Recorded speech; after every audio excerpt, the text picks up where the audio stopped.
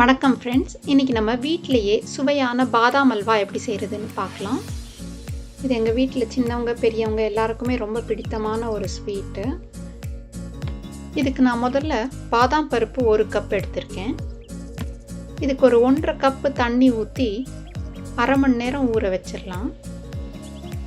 இது சீக்கிரம் ஊறணுன்னாக்கா நீங்கள் கொஞ்சம் தண்ணியை சுட வச்சு கூட ஊற்றி வச்சுட்டு ஊற வைக்கலாம்.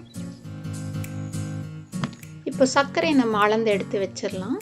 இதுக்கு நான் 1.5 கப்போட கொஞ்சம் குறைச்சி எடுத்திருக்கேன். 1.25 கப்போட கொஞ்சம் கூட ஆனால் ஸோ 1/3 கப் ஆஃப் சுகர் எடுத்திருக்கேன். அதே மாதிரி 1.25 கப்போட கொஞ்சம் கூடவும் 1.5 கப்போட கொஞ்சம் குறைச்சும் நெய் எடுத்திருக்கேன். So 1/3 cup of ghee. இது நான் புதுசாக காய்ச்சின நெய் தான் எடுத்திருக்கேன். அது நமக்கு இன்னும் கொஞ்சம் ருசி அதிகமாக இருக்கும் அப்படின்னு சொல்லிட்டு புதுசாக காய்ச்சி எடுத்திருக்கேன் நெய். அடுத்ததாக நம்ம ஒரு 3 இல்லை 4 சிட்டிகை அளவுக்கு குங்குமப்பூ எடுத்து வச்சுக்கலாம். இந்த குங்குமப்பூ தான் இந்த அல்வாவுக்கே ரொம்ப அதிகமான சுவையும் கலரும் கொடுக்கும். அரை மணி நேரம் ஊறினதும் இந்த பாதாம் பருப்போட தோலை நம்ம உரித்து எடுத்து வச்சிடலாம். நல்லா ஊறி இருந்துச்சுன்னா தோல் சும்மா பிதுக்குனீங்கனாலே பிச்சுக்கிட்டு வந்துடும் வெளியில்.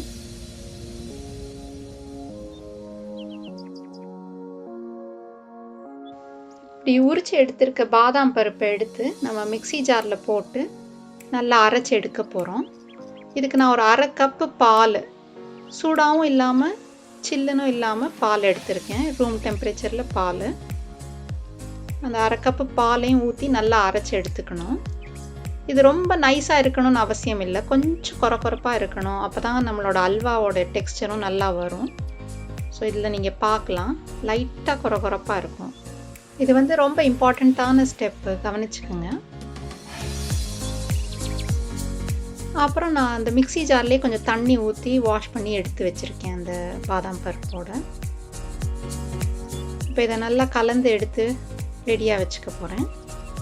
இப்போ என்னோடய பேஸ்ட் பார்த்திங்கன்னா ரொம்ப தண்ணியாகவும் இல்லை, ரொம்ப கெட்டியாகவும் இல்லை, அந்த மாதிரி இருக்குது.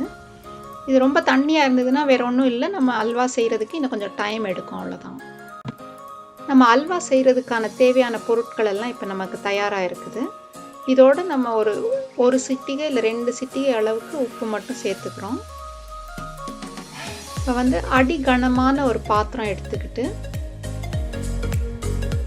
2 அல்லது 3 டேபிள் ஸ்பூன் நெய் விட்டு சுட வைக்கணும்.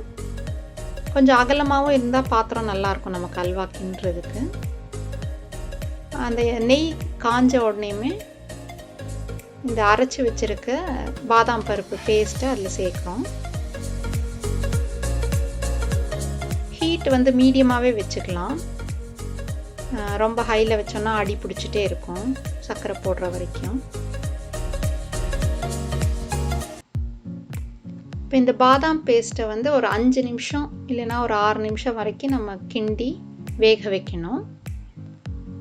இந்த அடிகனமான பாத்திரமாக இருந்ததுன்னா உங்களுக்கு கொஞ்சம் வசதியாக இருக்கும். இதுக்கு சில பேர் இதுக்கு நான்ஸ்டிக் கூட யூஸ் பண்ணுறாங்க, அது ரொம்ப ஒட்டாமல் வருது அப்படிங்கிறதுனால. பட் நான் ரொம்ப ப்ரிஃபர் பண்ணுறது இல்லை, அதனால் நான் நான்ஸ்டிக் யூஸ் பண்ணலைங்க. இந்த ரெசிபி பார்த்திங்கன்னா எங்கள் அம்மா கல்யாணக்கார வீட்டில் ஒரு சமையல்காரர் செய்யும்போது கற்றுக்கினது. அப்படி கற்றுக்கிட்டு அம்மா பண்ண ஆரம்பித்தாங்க. அப்படியே இப்போ நானும் பண்ணிகிட்ருக்கேன் அதே ரெசிபியை வச்சு.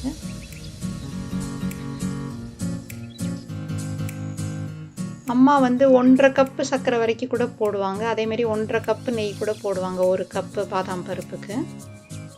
நான் ஆனால் கொஞ்சம் கான்ஷியஸாக இருக்கிறதுனால குறைச்சி போட்டு பார்த்துருக்கேன். அதனால் இந்த குறைச்ச அளவுலேயுமே அல்வா நல்லா தான் வருது. அதனால் 1/3 கப்பு வச்சுருக்கேன் நான் சுகர் அண்ட் கீ. இப்போ இந்த பாதாம் பருப்பு கொஞ்சம் வெந்துருச்சு. நான் சர்க்கரை இதில் சேர்க்க போகிறேன். இந்த சர்க்கரையை போட்ட உடனேயும் உங்களுக்கு அது இலகி வரும்போது அளவு கூடுற மாதிரி தெரியும் நல்லாவே. இப்போ மேலே அந்த கரண்டியில் ஒட்டிகிட்ருக்கிற பாதாம் பருப்பு பேஸ்ட் எல்லாத்தையுமே நீங்கள் ஒரு ஸ்பூன் வச்சு இந்தமாரி எடுத்து விட்டுட்டு நல்லாவே மிக்ஸ் பண்ணி விட்டுடலாம். இதை இந்த க்ளோஸ்அப் ஷாட்டில் நீங்கள் பார்க்கலாம். அந்த சர்க்கரை இலகுன உடனே அளவு கொஞ்சம் கூடின மாதிரி தெரியும். இதை இப்போ வேக வைக்கிறதுக்கு நம்ம என்ன பண்ண போகிறோம்னா, நம்ம எடுத்து வச்சுருக்க நெய் கொஞ்சம் கொஞ்சமாக ஊற்றி கிண்டி விட்டுட்டே இருக்கணும். அண்டு இப்போயுமே நான் ஹீட் மீடியமில் தான் வச்சுருக்கேன். ஹையில் வைக்காதீங்க, ஏன்னா ரொம்ப சீக்கிரம் வெந்துடுற மாதிரி இருக்கும். அப்புறம் விட்டுட்டிங்கன்னா பதம் பார்த்து இறக்க முடியாது. அதனால் மீடியம் ஹீட் தான் இது கரெக்டாக இருக்கும். ஸோ கொஞ்சம் கொஞ்சமாக நெய்யை விட்டு இந்தமாரி கிண்டிகிட்டே இருக்கணும். ஒரு சிட்டிகை உப்பு போட்டுக்கிறேன். இந்த உப்பு போடுறதுனால நமக்கு அந்த இனிப்போட டேஸ்ட் நல்லா எடுத்து கொடுக்கும். அது இந்த நம்ம பாத்திரத்தோட சைடில் பார்த்திங்கன்னா அந்த ஆல்மண்ட் பேஸ்ட்டு இல்லை சர்க்கரை பாகு கூட கட்டிப்பட்டு ஓரமாக ஒட்டிக்கிற மாதிரி இருக்கும். அதனால் கரண்டி வச்சு நம்ம நல்லா கிண்டி விடணும்.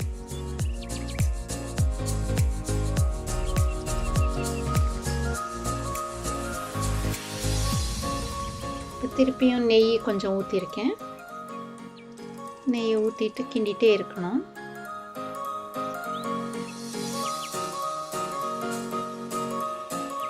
இந்த ஓரம் மட்டும் நல்லாவே கிண்டி விட்டுருங்க அப்பப்போ.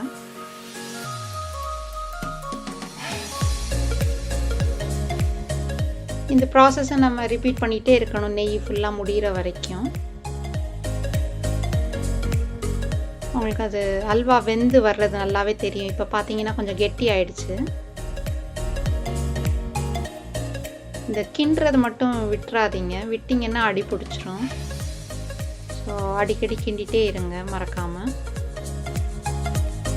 இந்த ரெசிபிக்கு தேவையான அளவெல்லாம் வந்து கிராம்ஸ்லேயுமே உங்களுக்கு வந்து கடைசியில் கொடுத்துருக்கேன். வீடியோவோட எண்டில் வந்து பாதாம் பருப்போட வெயிட்டு, அப்புறம் நெய், சர்க்கரை இதுக்கான வெயிட் எல்லாமே கிராம்ஸ்லேயும் கொடுத்துருக்கேன். உங்களுக்கு அது வசதியாக இருந்ததுன்னா அதுலேயும் நீங்கள் எடுத்துக்கலாம். பட் எனக்கு கப் மெஷர்மெண்ட்டும் கரெக்டாக தான் இருந்துச்சு. ஸோ நான் இந்த கப் மெஷர்மெண்ட்டையே உங்களுக்கு கிராம்ஸில் கன்வெர்ட் பண்ணி எழுதியிருக்கேன். இதோட கொஞ்சம் கூட சர்க்கரையும் நெய்யும் போடலாம் தான், பட் இதுவே கரெக்டாக தான் இருந்துச்சு, தேவையான அளவாக இருந்தது. ஸோ இந்த அளவுக்கு போதும்னு நான் நினைக்கிறேன். நீங்கள் இந்த ரெசிபி பார்த்து செஞ்சு பார்த்தீங்கன்னா உங்களோட கமெண்ட்ஸும் கொடுத்தீங்கன்னா எனக்கு ரொம்ப ஹெல்ப்ஃபுல்லாக இருக்கும்.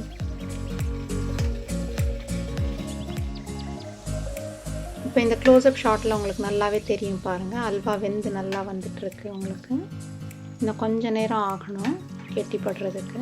இதுவே நல்லா கெட்டி ஆகிடுச்சு. இப்போது இது இறக்குறது மட்டும் கரெக்டான டயத்தில் பார்த்து இறக்கணும். கொஞ்சம் கூட விட்டுட்டோம்னாக்கா பவுட்ரியாக வந்துடும், அல்வா மாதிரி இல்லாமல்.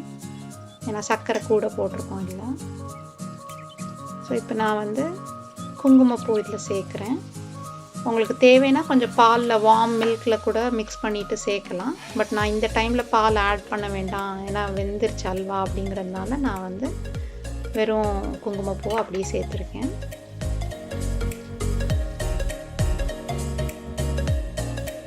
இப்போ வந்து கை விடாமல் கொஞ்சம் நல்லா கிண்டிகிட்டே இருக்கணும் இந்த டைமில். பிகாஸ் இப்போ தான் நல்லா கெட்டியாகி அல்வா வந்து பதத்துக்கு வர ஆரம்பிக்குது.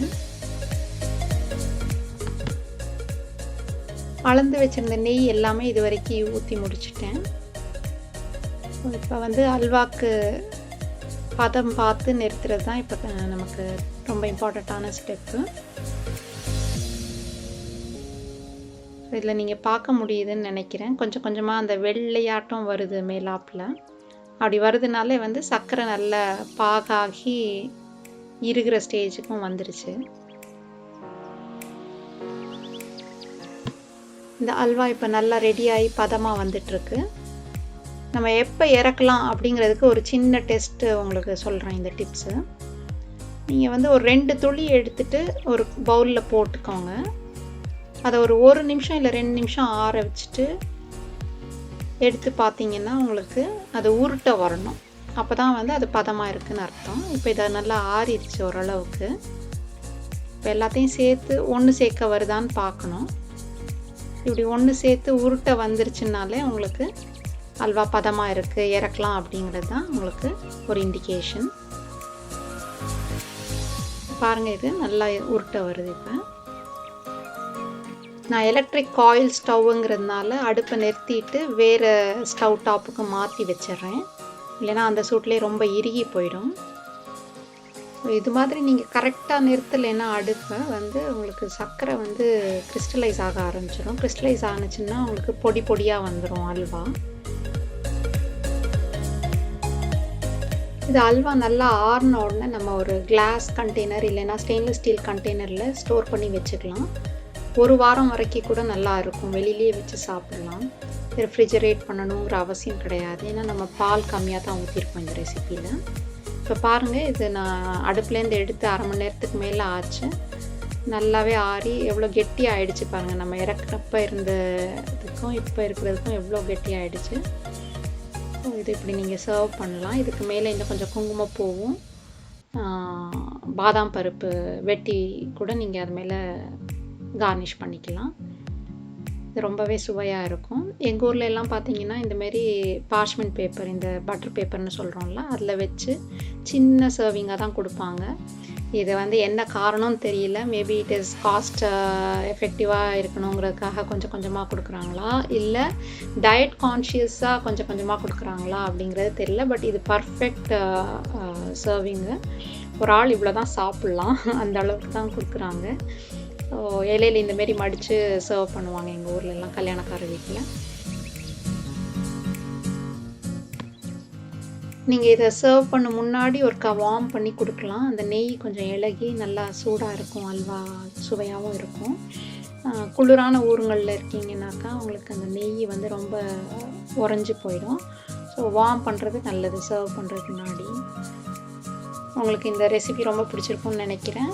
இந்த ரெசிபியை பார்த்து நீங்கள் வீட்டில் ட்ரை பண்ணி பாருங்கள். இன்கேஸ் ட்ரை பண்ணிங்கன்னா ப்ளீஸ் உங்களுடைய ஃபீட்பேக்கை கமெண்ட் செக்ஷனில் கொடுங்க. எனக்கு அது ரொம்ப ஹெல்ப்ஃபுல்லாக இருக்கும். அல்வாக்கு தேவையான பொருட்கள் வந்து கிராம்ஸ் மெஷர்மெண்ட்டில் இங்கே கொடுத்துருக்கேன் உங்களுக்கு.